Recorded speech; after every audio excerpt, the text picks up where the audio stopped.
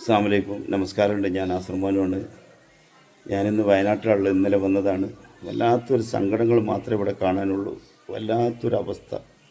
പടച്ചമ്പുരാൻ അങ്ങനത്തെ ദുരന്തങ്ങൾ എവിടെയും കൊടുക്കാതിരിക്കട്ടെ എന്ന് പ്രാർത്ഥിക്കുക.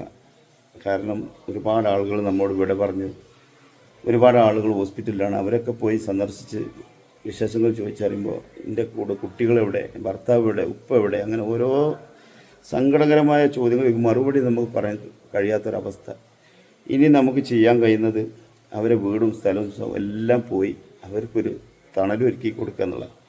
ഇപ്പോൾ വയനാട്ടിൽ തന്നെ റോഡും വഴിയും വെള്ളവും കറണ്ടും ഒക്കെ ഉള്ള സ്ഥലത്ത് ഒരു 50 സെൻറ്റ് സ്ഥലം ഞാൻ കൊടുക്കുന്നുണ്ട്.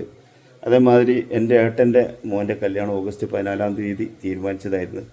ആ കല്യാണം ഞങ്ങൾ ചെറിയ രീതിയിലാക്കിയിട്ട് 3-4 വീട് നമ്മുടെ ചൂരൽമലയിൽ അപകടത്തിൽപ്പെട്ട കുടുംബങ്ങൾക്ക് വീട് നിർമ്മിച്ചു കൊടുക്കാനും തീരുമാനിച്ചിട്ടുണ്ട്. അപ്പോൾ ഈ 50 സെൻറ്റിൽ വീട് നിർമ്മിച്ചു കൊടുക്കാൻ താല്പര്യമുള്ള ആളുകൾ എന്നേറ്റ് സമീപിക്കുകയാണെങ്കിൽ തീർച്ചയായിട്ടും ആ കുടുംബങ്ങൾക്ക് നമുക്ക് തണലൊരുക്കി കൊടുക്കാൻ കഴിയും. 3 സെൻറ്റ് സ്ഥലം വീതം ഓരോ കുടുംബങ്ങൾക്ക് കൊടുക്കുക.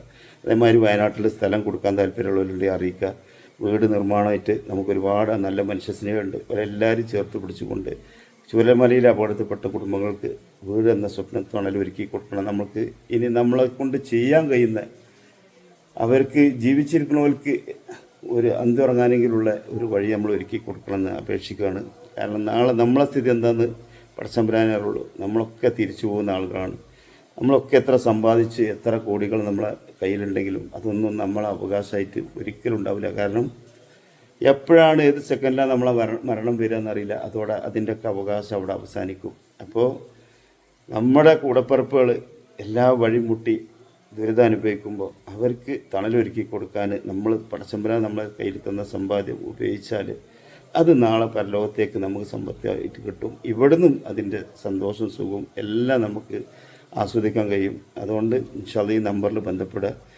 98 46 15